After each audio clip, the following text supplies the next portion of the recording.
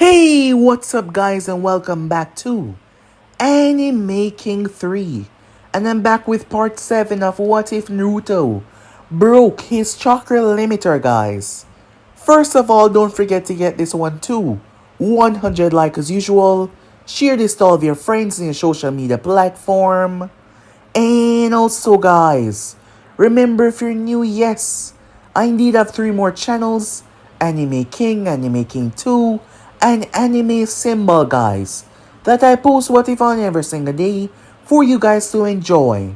I'll be leaving all of the links in the description, so if you enjoy the what ifs, don't be afraid to hit that red subscribe button and become a part of the Anime King family, and turn on that bell notification to see when I post, because I do post a hell of a lot.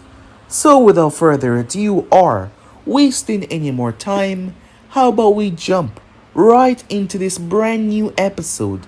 Let us begin the intro, guys.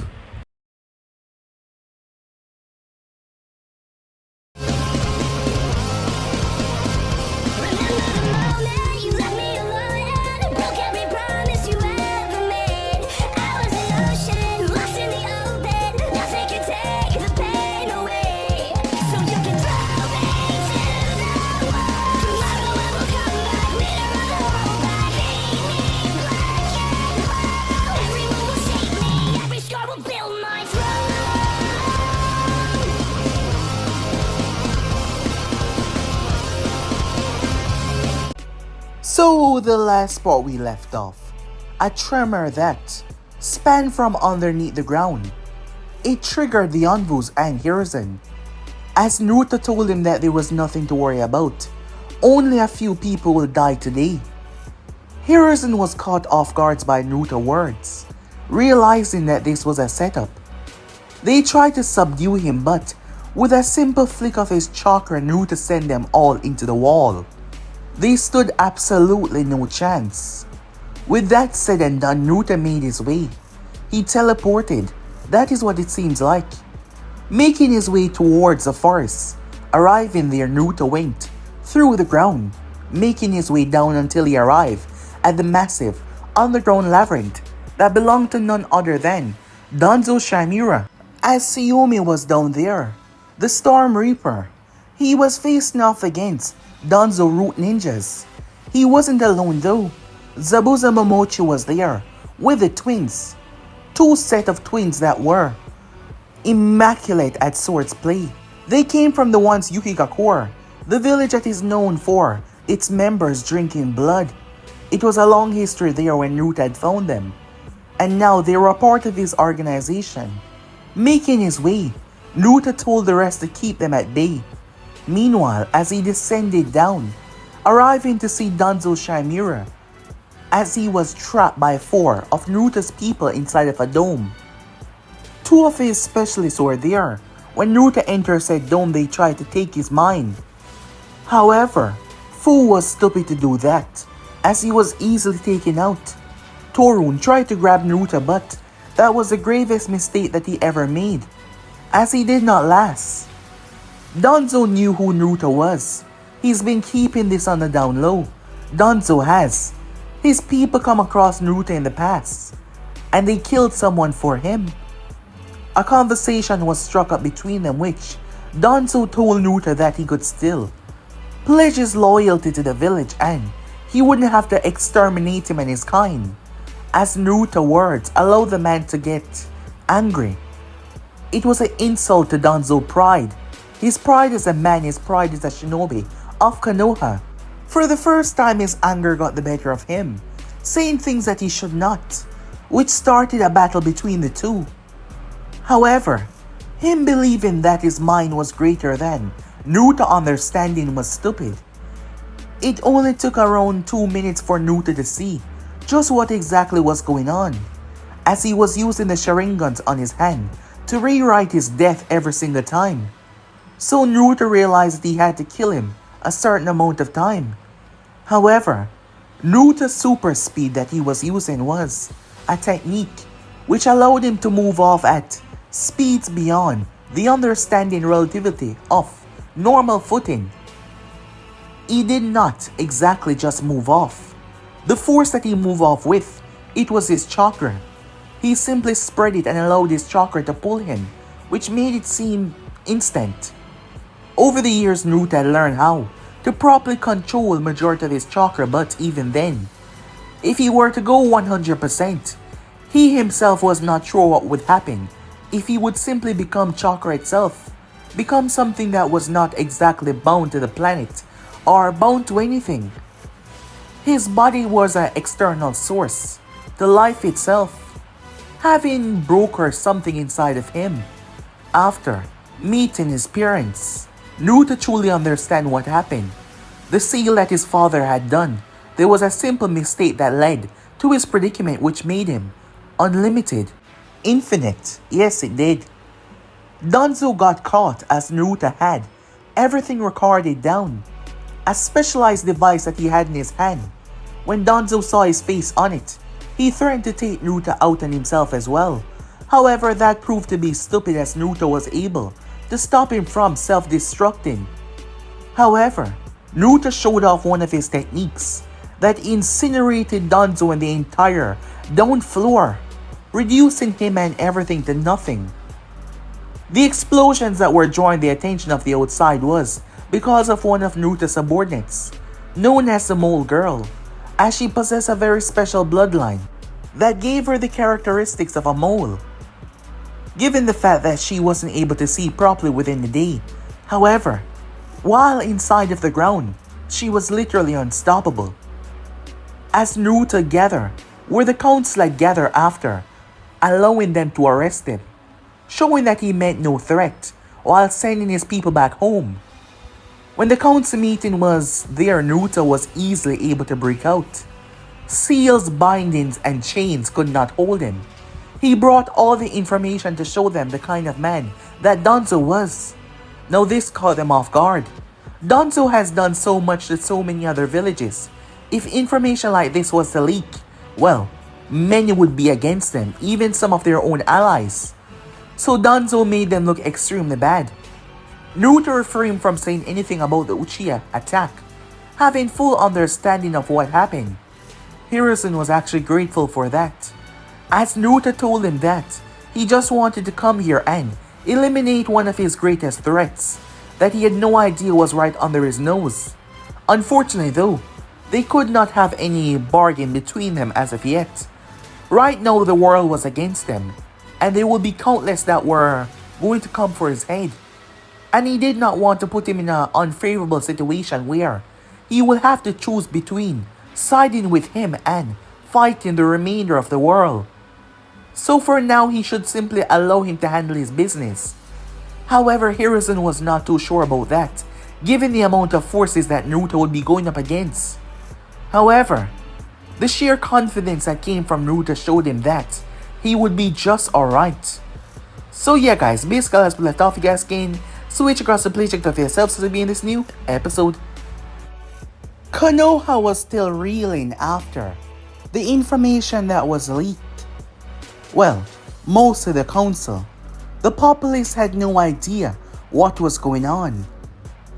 The information that Naruto people had gathered while Naruto was taking Danzo on, not to mention the video proof.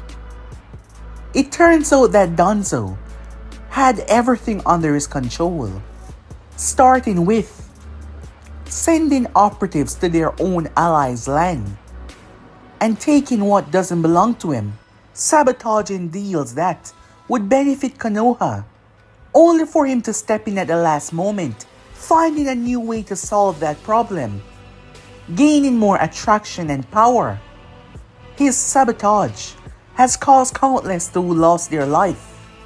His root ninjas used the amount of children that were taken, innocent children, and turned into mindless cannon fodder for his well-being. He even had information on almost every single clan within Konoha, information that they had no idea what he tended to do with them.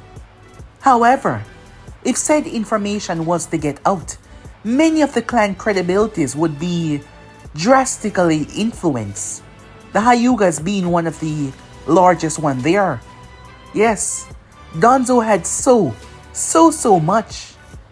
Hayashi Hyuga was one of the first to make sure that every single ounce of information on him and his people were erased. Hiruzen had to come to the agreement with the council to bury all of this, because if majority of this was to get leaked to the public, majority of wrongdoings that Danzo has caused over the years and frame others for, every single eye would be turned to Konoha. And Hiruzen doubt that the others would simply believe that he didn't know what was going on. So it was best that they bury all of this information with Danzo. Then again, another person was aware of all of this and did not care too much about their stability as a village. That is how they believe.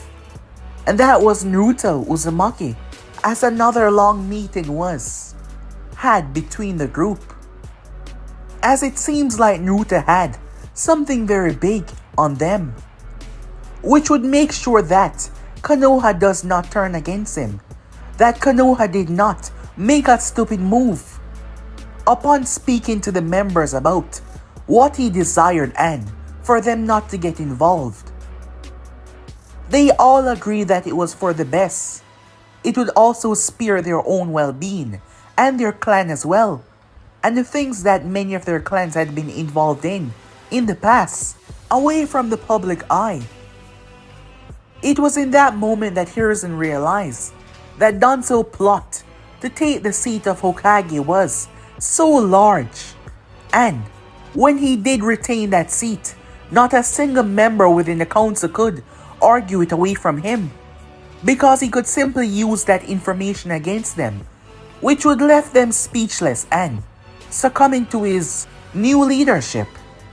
However, despite how much Naruto has changed so far, Hiruzen did not believe that he would leak any of this information, given their last conversation, but he does know that there was a war that was coming, and they were going to attack from all sides. His insistence about Konoha not being involved was perhaps the best thing for them right now. However, Hiruzen truly wondered, could Naruto weather this storm alone? From the conversation that he had with Jiraiya, despite not being there himself, Naruto has created a community of people that depended on them, depended on the safety that they brought them. However, at the same time, safety was sometimes an illusion in this world, because two nations gunning to bring your demise forward was not safety at all. Granted, Naruto was insanely powerful, because his existence was something that defied the natural order, that defied life and existence itself, because there is no possible way that a person could have unlimited chakra, and yet he's seen it in front of his own eyes. So that begs the question, just when will the final pin fall? And when it does, what was the storm that was going to follow? And when will that storm come to an end? Time skip. There were ships that were gathered near the intersection of crossing over towards the borderline, and there were some of them that were gathered beyond it. Kumo ships proudly display, as it was perhaps a sign of intimidation, to show Uso that they were being watched, to show them that they were not safe. The Tishikage either wasn't about to let what Naruto did slide, as ships generated from the land of stone was also towards the other section. Despite not surrounding the three islands, they did have two sections locked down. Kiri was not showing an involvement or making a move. They were extremely quiet.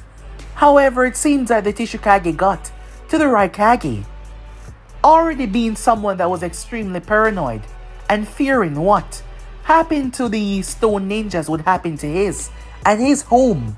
He too was going to put a foot in the game before things riled up. Meanwhile, at Kiri, her name was Mei Terumi, She was a new Mizukage. Yes, after the long battle between the Loyalists and the Rebellion Group, the Rebellion Group had came out on top, defeating the mad tyrant Chakra and wresting the village back away from them. She was selected to be the leader of her people, giving her leadership in the rebellion battle, the one to finally put a stop to all of the chaos. She and her people were just getting back and just putting everything into perspective. And now, word came from both the Jiraiya and Tishikage. They wanted her involvement in to what is to come. She heard about the rising village. However, so far, they've not actively attacked anyone without reason. The Tishikage was the one that started this by producing on the island that was not his. They've not gone out of their way to spark any war. They've not even set foot anywhere near the shores of her water.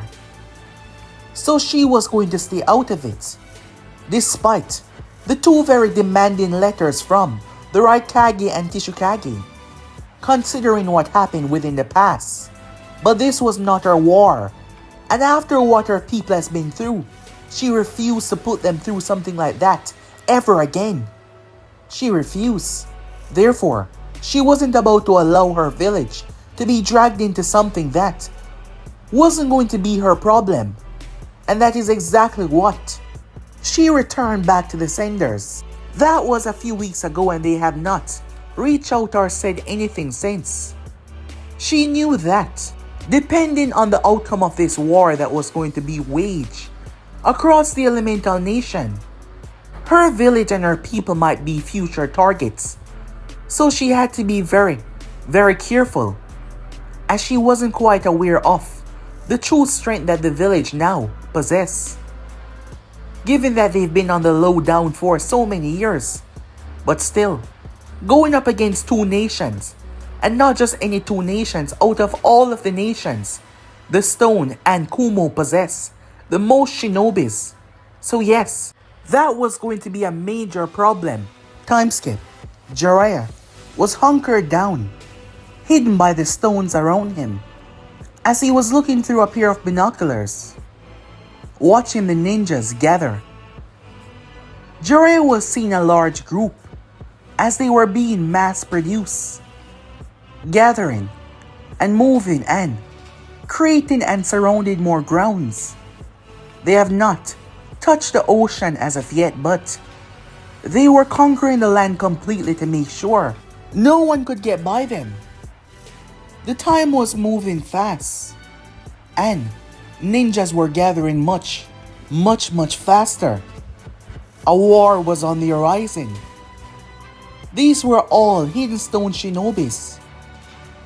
He recently got news that the Jinjulki that lived on the border was called. Yes, one of his spies within the village. Oniki was going into this full force. Perhaps to avenge his pride or for the sake of his family. Naruto did kill his son-in-law, which was his granddaughter's father. So yes, he has to make a very drastic, dangerous move. Jiraiya wasn't allowed to enter the village. He was told that he could not at the moment. It seems like Naruto was preparing ever since his meeting at the village. The village has been completely shut down. No one in or out. However, given how they teleported them to Konoha, there has to be other ways to get out or in. So Jiraiya knew that. However, he would like to tell Naruto what was going on. Just how much forces were coming for him and his people. But he wasn't allowed to enter. And he didn't want to start any future problems. But this was bad. Far worse than he expected. So much was going on at one time. And now, the Chunin exams were being kept at Konoha. Damn it, he cursed. Time skip. Jiraiya found himself standing at Hiruzen's grave. As he stood there looking down towards the final resting place of Hiruzen Sarutobi. The Chunin exams did not go as intended. It was a good thing that he was there. There was a lot going on. The One-Tails was set loose on the village. However, him and Gamabunta were able to bring the One-Tails down, while Hiruzen took on Orochimaru and the reanimations alone, which claimed his life. And now, the One-Tails and the Sand siblings were in custody. Konoha had arrested majority of the Sand ninjas that were still left within the village. The Sound ninjas were outright slaughtered by their forces. Things were now more complicated than ever to move forward. Jiraiya had to focus on his own village at the moment, despite war brewing on the outside. The council needed his supervision here. They needed him to take on the role as the next Hokage, but that just wasn't something that he could do. But he had someone in mind though, someone that he believed would be right for the job, because she would not only fit the job would help her as well. So with that, the Sannin went to speak to the council, who had majority of the power at the moment, while he disembarked on his journey to find none other than Tsunade Senju. Meanwhile that was going on, Naruto was seated. In front of him was 6 screens. On each of the screens was a different person. On one of them you had Koyoki Kazahana, the leader of the Land of Spring. On the other you had Kaiza, the new leader of the Land of Wave. One of the first villages that Naruto had ever visited. Great changes had taken place there, as Naruto had been there several times since he reintroduced himself to the world. On the next screen was a woman. She had light green hair, dark eyes. She was known as Fubuki. Fubuki was the leader of the Land of Swamp. And the 3 above were also 3 village leaders as well, starting with the one at the right. A very tough looking man. His face alone looked very dangerous. He was in charge of the entire Land of Hills, ranging from the base to all the way. It was a massive place. He had several other people working underneath him, but he was the one that was truly in charge there. Next to him was a rather unusual person, given that their face was extremely covered. However, Naruto knew this person all too well. The Land of Star. The place was famous for a meteor that was said to fall from the heavens, which grant the wielder immense power, but the problem was, with power comes great tragedy. It fed off your life force. Next to him was a woman with pink eyes. She was extremely beautiful.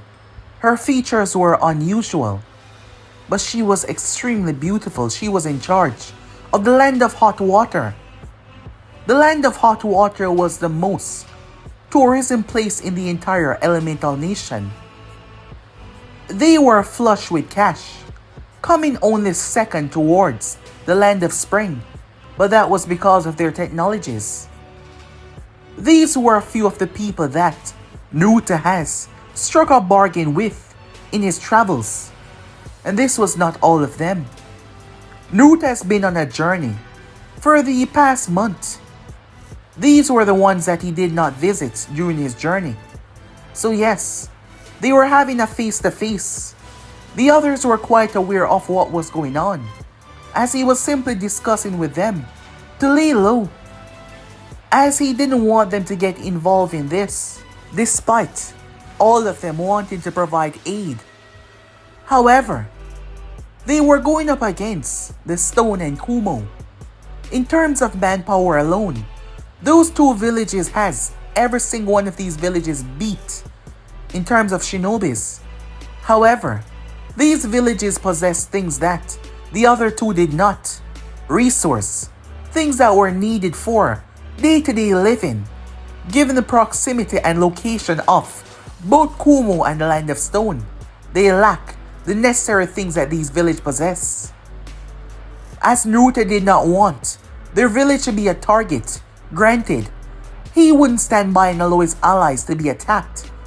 However, the plan that him and his council has been cooking up for the past couple of years still remain as solid as ever, so there was no need for them to get involved, as they already had everything planned out.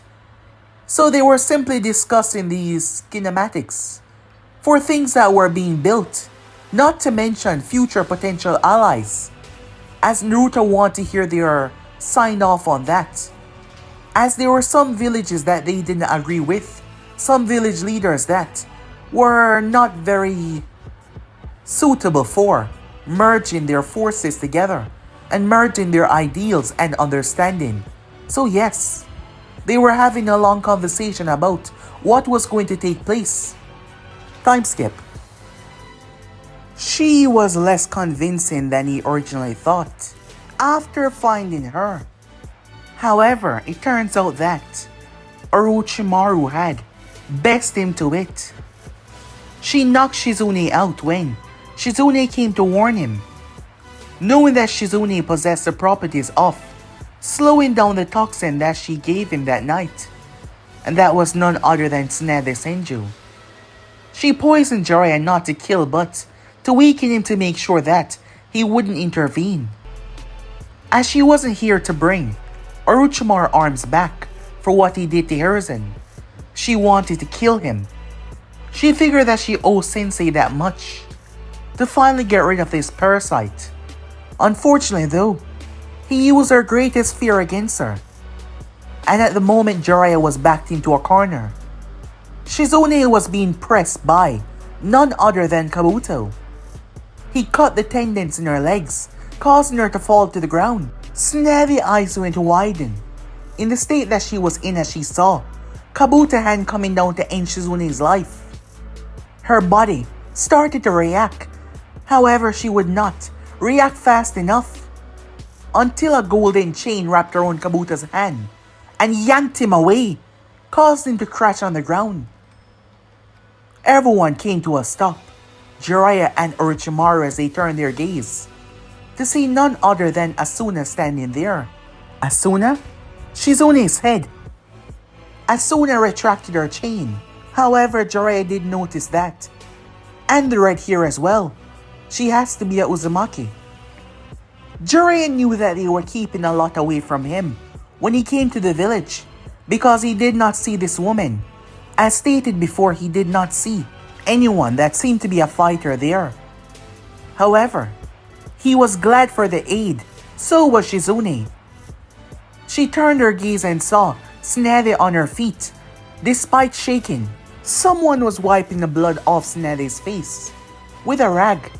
It was none other than Naruto. His appearance was so silent and so fast that it took them a moment to notice. "I told you that someone was going to use this against you," he said to her. Tsunade looked up at him, surprised to see him here. This wasn't the first time that they met. They had tracked her down in the past. Yes, they had. However, offering her sanctuary was something that she did not desire. She did not desire to be a part of their village, despite being part Uzumaki herself. From Mito's side, she did not want anything to do with that.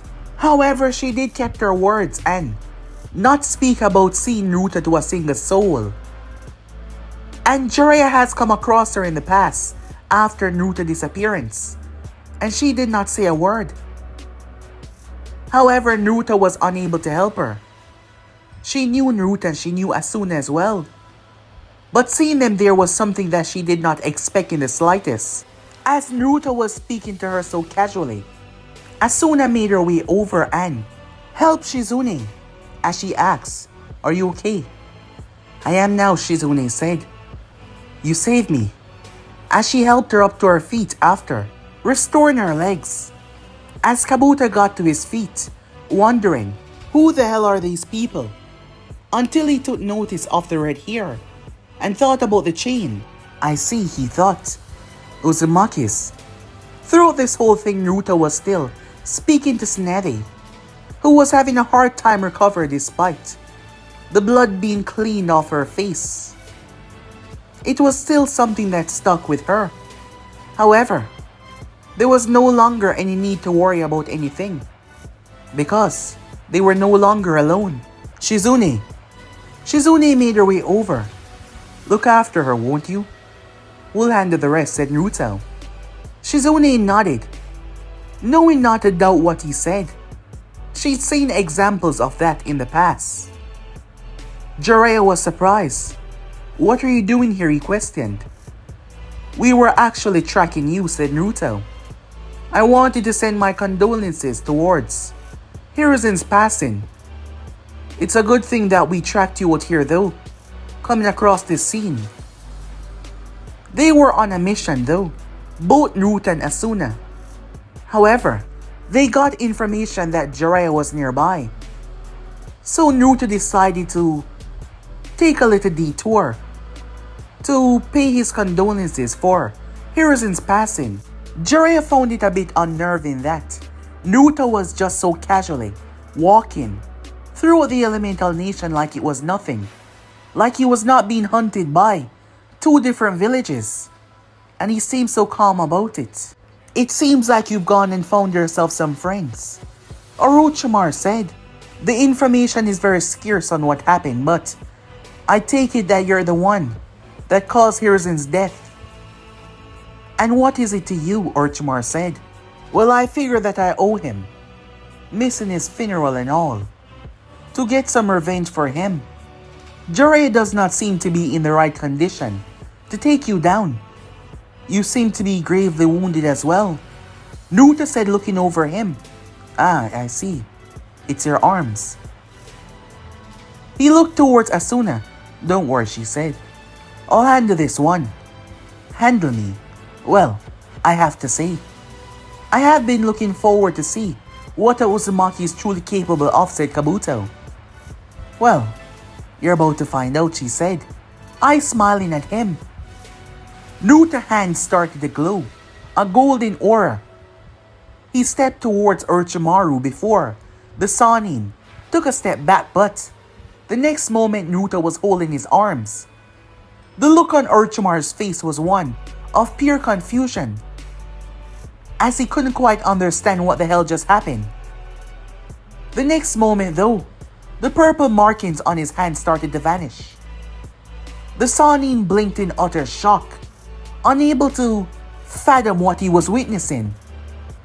He moved back after Naruto released him. Orochimaru gripped and opened his hand. His hands were healed. He couldn't believe it. Jiraiya wanted to shout at Naruto and ask him what the hell did he do. There, said Naruto. You no longer have a disadvantage in the battle. I must say, I am truly grateful, Orochimaru said. Ashamed that you wish to end my life. Or perhaps you could be persuaded.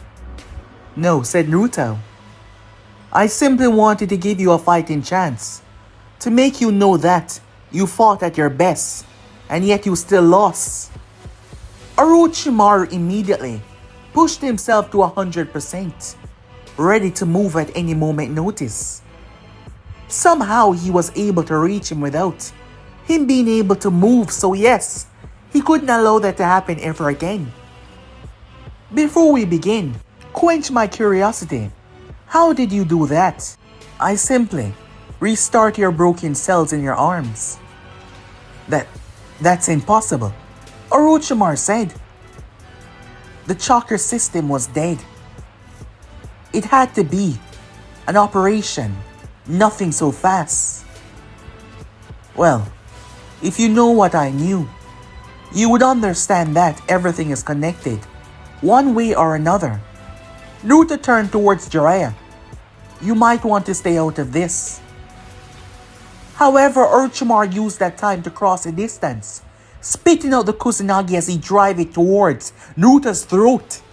He wasn't taking any chances. However, Orochimaru was confused as Naruto was now standing beside him, his blade extended in the same path that Naruto's throat was. That's not possible.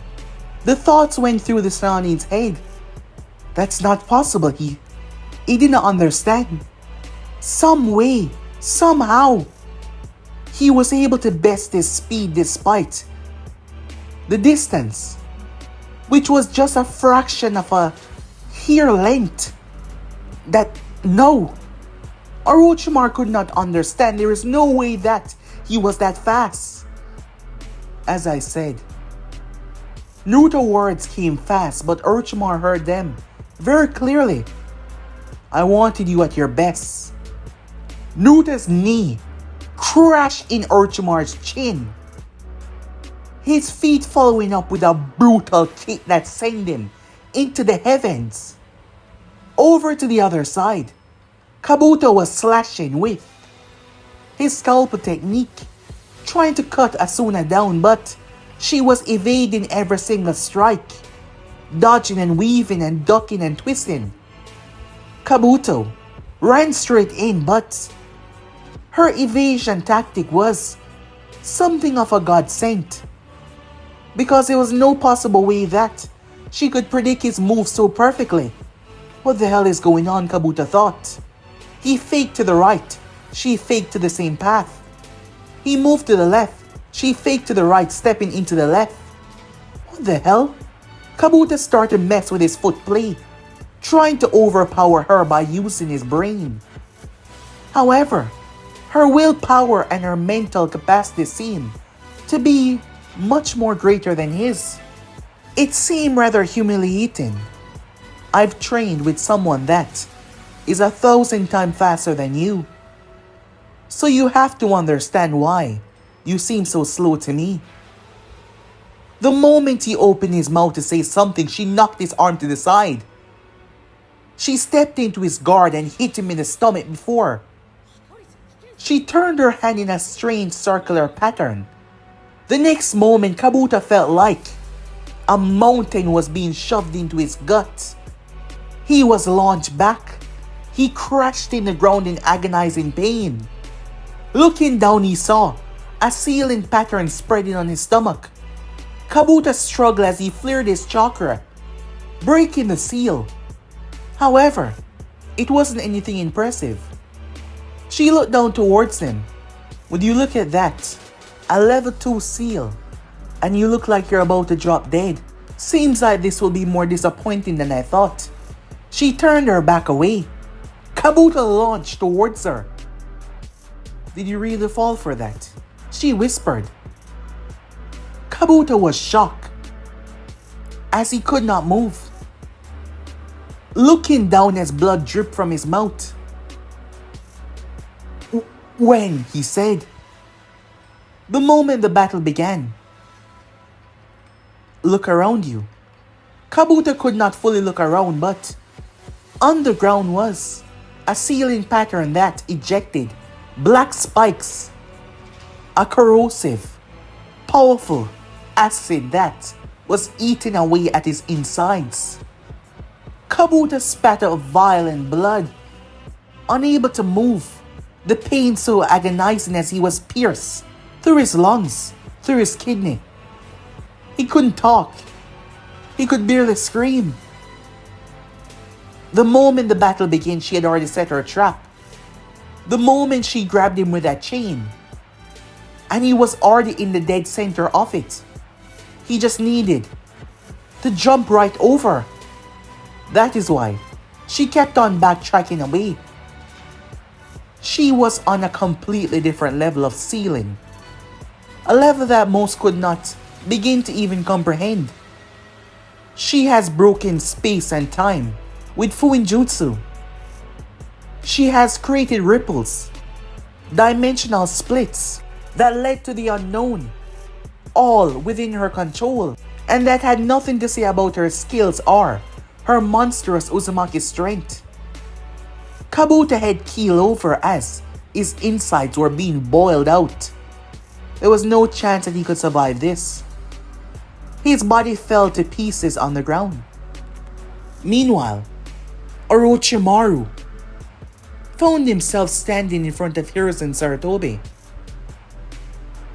Why do they do that? He asked the man. Hiruzen was informing him about the snake that shed its skin. Wait, what's going on? His mind was speaking, but yet his body was moving. Orochimaru realized that he was seeing his life flash in front of his eyes. The Sannin found himself blinking. Naruto had cleared the area before his descent and started to hit him. Each blows that Naruto hit him with traveled through the sky and left dents in the ground. Given their proximity, that was impossible, but yet the Sannin brain was being rattled.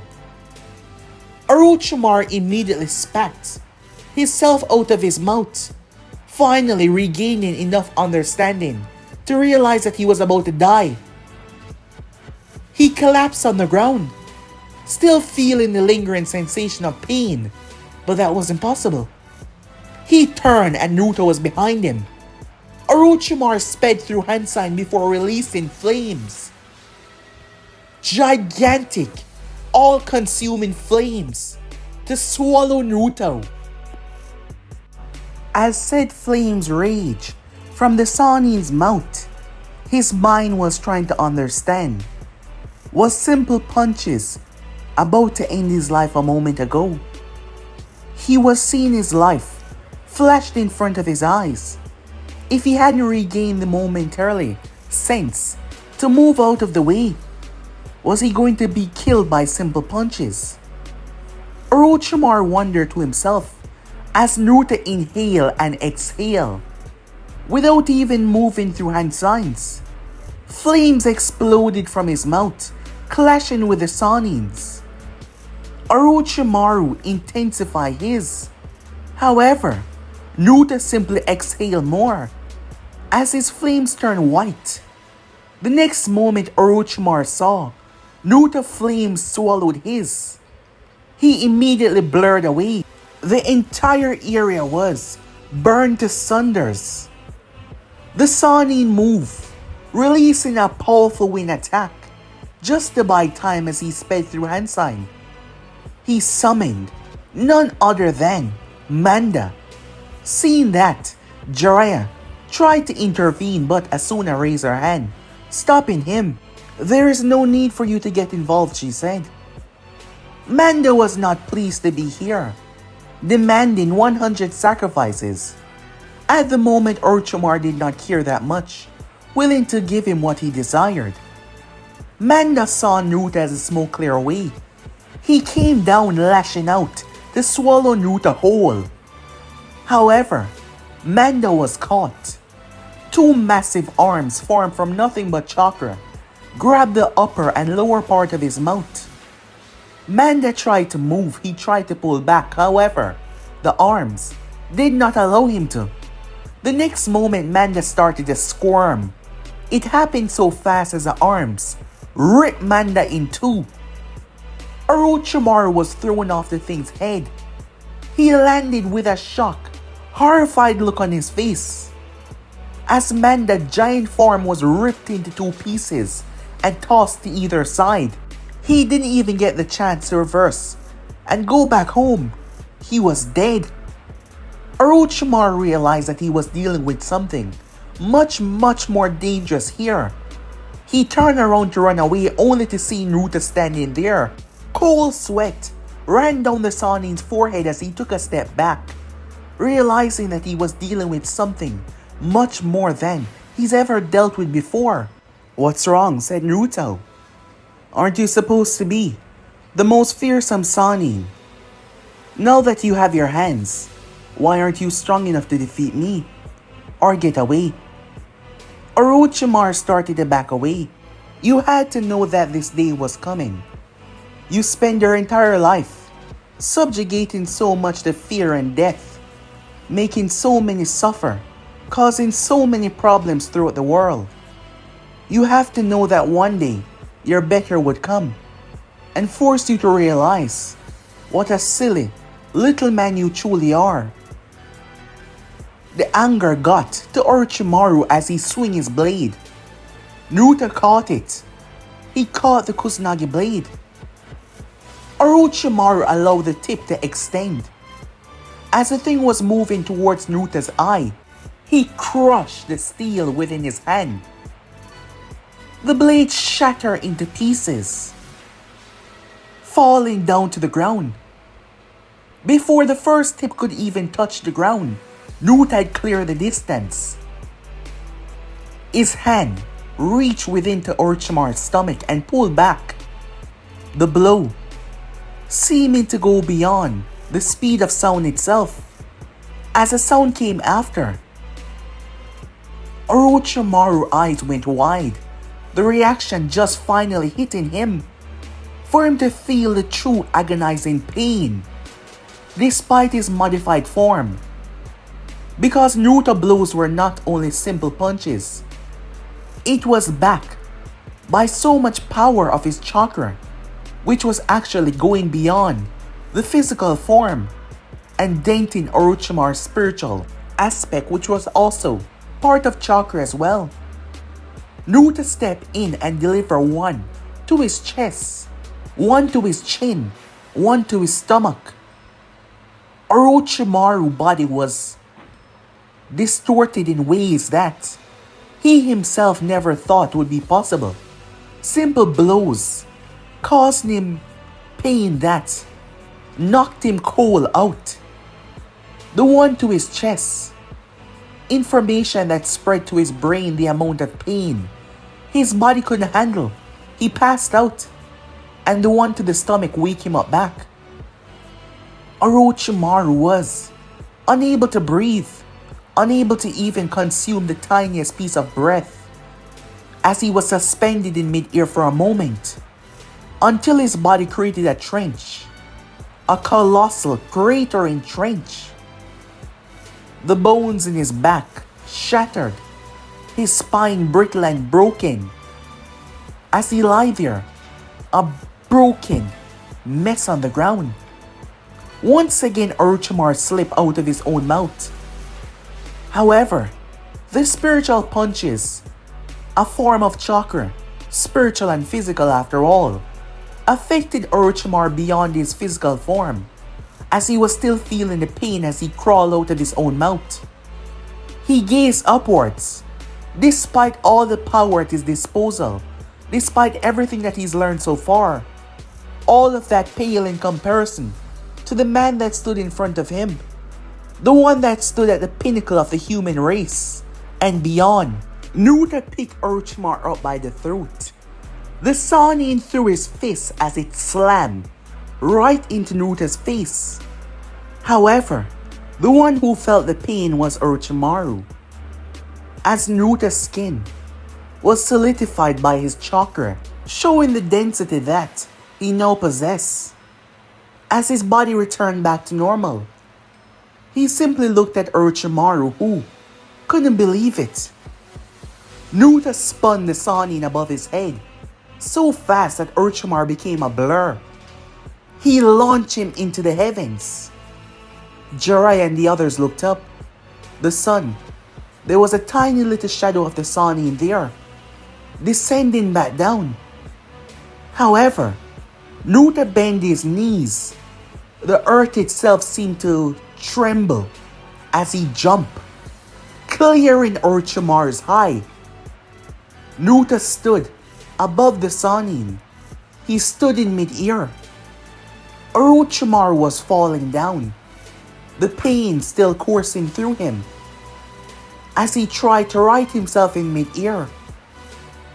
Orochimaru went through hand sign, using one of his most deadliest S-rank wing technique. Massive, thunderous blades that could tear through anything. The Sannin released it upon Naruto. However, in that moment, Naruto brought his hand forward in a seal that not even Orochimaru recognized. I created this one myself. Unfortunately, I won't get to understand what you think of it, seeing that you'll be dead and all. Ninja art, said Naruto. Hand of Kami. Upon saying that, the heavens seemed to part away as a hand, a spectral hand, formed out of nowhere. Orochimaru's simple wing technique hit said hand. It was golden and large. The wing technique simply dissipated, like it was nothing. Orochimaru's eyes went wide as the hand crashed into him. The force alone was able to crack and break every single bone in his body. However, it did not stop there. It simply went down. Jiraiya was thrown away. Tsunade was thrown away. Shizune was thrown. However, a golden chain snaked around them all, keeping them from crashing. As Asuna stood there, a barrier in front of her, she already knew what was going to happen, therefore, she was ready, as she protected the others as well.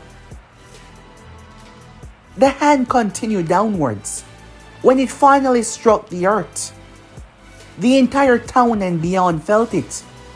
As it went, the hand continued and continued and continued, before finally coming to a stop. However, as Orochimaru lay there, about to fall into that blissful sleep, the hand closed. When it did finally come to a stop and close, it imploded upon itself with a force enough to wipe out mountains, and Orochimaru was caught dead in the center. The Sannin entire fragment, his entire existence was wiped away, just like that. Naruto proceeded to descend down back towards the ground, hovering right over where the print was left into the ground, the gigantic, gaping print. He really caused the land a great amount of trouble. Naruto held his hand out and raised it upwards as the earth started to fill itself back in, until it was perfectly back to normal. As he landed on top of it, he made his way towards Asuna as she dropped the barrier. It seems like I went a bit overboard, Naruto said. Oh, do you really think so? She said, in a rather sarcastic tone, causing Naruto to chuckle slightly, as the other three were looking at them like they were crazy. Tsunade and Shizune were not exactly aware of Naruto's condition, so to them they simply witnessed a divine intervention that shouldn't be possible. Jiraiya, on the other hand, had a whole new perspective as he started to understand just why he and his people were not exactly worried about the other nations making a move against them. Performing a feat like that with so little effort, he wasn't even sweating. Taking Orochimaru on that easily and completely wiping out every single essence of the Sannin. Jiraiya could no longer feel Orochimaru's chakra. He was gone. Completely. He was gone. It put a new perspective into what he was thinking, given the time that he spent searching for the Sannin to make him pay for his wrongdoings. And now, just like that, he was eliminated. Looking at Naruto, he did not even break a sweat, despite facing someone of that caliber, and Orochimaru's arms were fully repaired, thanks to Naruto as well. That was truly insane. Time skip. When asking why they were here, they simply told him that they were on a walk. Jiraiya did not bite. They were up to something more, but he did not seem like he wanted to tell them anything. And meeting Asuna, Jiraiya realized that this was someone very special to Naruto, given how she speak to him, like they've known each other for a long while, not like some of the others that look up to him as their leader and worship the very ground that he walked on. Their relationship was different, very special. Tsunade was still not considering taking the job. However, Naruto and her had a conversation, and Jiraiya was surprised when she came to him with a change of heart. The Sanin met Naruto one-on-one. I got to ask, what exactly did you say to her? I spent the entire time here trying to convince her to come along with me, but she refused. Oh, we simply talked, said Naruto. What? That is what I've been doing. Well, not exactly. You've been trying to convince her to take the title. I simply talked to her. We've met each other in the past, and she's turned me down before. However, I simply gave her a new perspective on the world and how things are going now. What can I say? I seem to be very convincing. Well, it don't seem like you're going to tell me what you and your little girlfriend are doing, Jiraiya said. So, you should know. Ninjas are being prepped already. That means it's only a matter of time now before your village is attacked from all sides. I'm well aware of what is going on, said Naruto. And yet you're so casually walking around, Jiraiya said. Although, from what I witnessed earlier, I shouldn't be surprised why you don't seem to be concerned. However, a war is much more than just power, Jiraiya said. Well, in certain examples it is, but in this it is not, said Naruto. This is simply about proving which one of us will be able to best the other. To prove that, one should take a knee and the other one should remain supreme. You see me standing here talking to you. You see me as a friend, family even, because of the link that we share between my parents and my vow that I gave the old man that no harm will befall Konoha by my hands. However, when it comes down to it, there's only one thing in this world that truly matters, and that is power. And the other nations want to see if they can call my bluff to cower me down into submission, but trust me when I say this, when it comes to power, I have no equal, said Naruto. The words alone was able to convince Jiraiya that the other nations would not come out on top in this war. Those words alone. Time skip. I suppose, with her becoming the Hokage, things are a lot better now for us, and our movement further with Konoha, Asuna said, causing Naruto to nod in agreement as they were making their way. For the life of me, I've yet to question why we're still traveling by feet.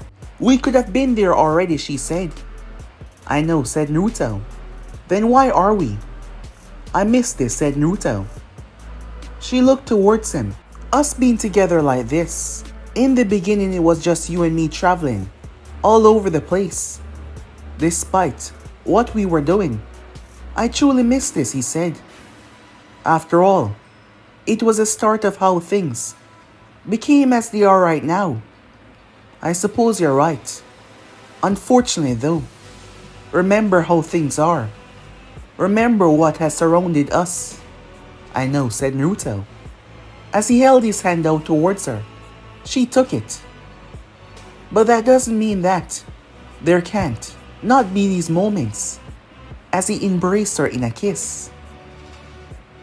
Her lips connected with his, her cheeks flushed. I suppose you're right, she said. However, they really had to get moving. As it was much faster, the both of them vanished away. Sometime later, we find both Naruto and Asuna standing. As she was close to him, the rain was not affecting her. As a cloak of chakra formed around them, chakra had solidified into a cloak that was resistant of water because it itself was made from water. Asuna stood beside Naruto as they gazed towards the village. The land of rain. A place that was held together by a man known as Hanzo the Salamander, but the man had perished some time ago. All leads brought them here. The Akatsuki. This is where they originated from. However, the Akatsuki was not the problem. The reason why they were here was simple. Nagato Uzumaki. That was the name of the boy. Before Naruto and Asuna even began their journey, when the Uzumakis were trying to regroup the others and bring them together so they could gather their power at the Land of Sky, a few had found the lead that led to this area, where they met a young boy. His name was Nagato Uzumaki. However, he refused. He had his comrades here, his friends here, and this place was his home. Somewhere that he wanted to fight for, somewhere that he wanted to protect. The Uzumakis respect his wishes. However, they brought back rather shocking news about his eyes. He wasn't just any Uzumaki. He possessed eyes of the legend, the Rinnegan. However, even with that, they doubt that they could simply get what they've lost back once again. But he had refused to come with them, and he was doing something good for his home, and they didn't think that it was right for them to intervene. However, they kept tabs on him. When they did come back to speak to him once more, they found out that he was dead. A news that brought many of their hopes down, as he would have been a good addition to their forces. However, he and his comrades were wiped out by Hanzo the Salamander. The news spread. Unfortunately, that seemed to be a lie. The Land of Rain was very difficult to get into. It was just recently that they found out that Hanzo had perished some time ago, and the new leader was a man that the world was referring to as a god. They didn't have any clear evidence on who it was. However, the Akatsuki was also linked to this. The Akatsuki was hunting down tail beasts, and Naruto was a Jinjulki in a sense. He knew sooner or later they would try to make a move against him if their information was up to date. However, he simply wanted to find out if this Nagato Uzumaki was alive, if he was a part of this group, or perhaps if he was the leader of this group. "Do it," said Naruto. Asuna went through hand sign and activated a seal. A very powerful seal. A seal that was able to scan genetical code down to the very atom. It spread through the entire village. The moment it did, it was sensed. As a pair of Rinnegan eyes opened up, Asuna closed her eyes and pinpointed every single member within the village. As both her and Naruto were no longer on the ground after all, they stood above the village, his arm wrapped around her waist.